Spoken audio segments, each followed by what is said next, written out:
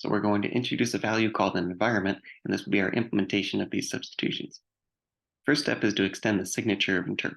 So it's now going to take in three inputs: an expression, an environment, and a list of function definitions. Here's the API for environments.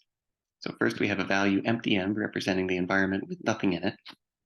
Then we have a function extend env, which takes a binding, and a binding pairs up a symbol and an integer.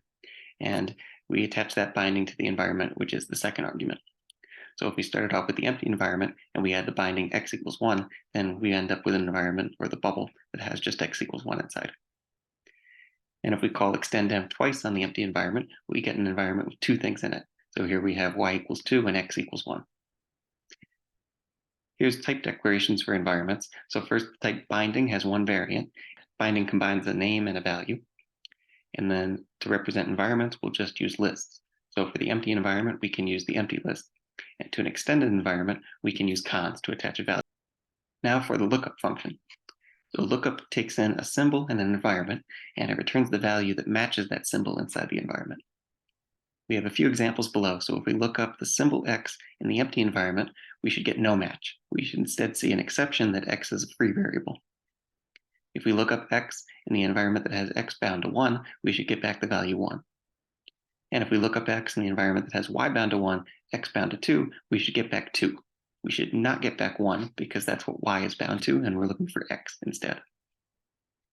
So our lookup function will follow the design recipe for a list of binding because that's what an environment is. We match in our environment, and we have two cases for the empty environment and for a cons case. If the environment's empty, then we raise our exception because there is no binding inside that matches our symbol.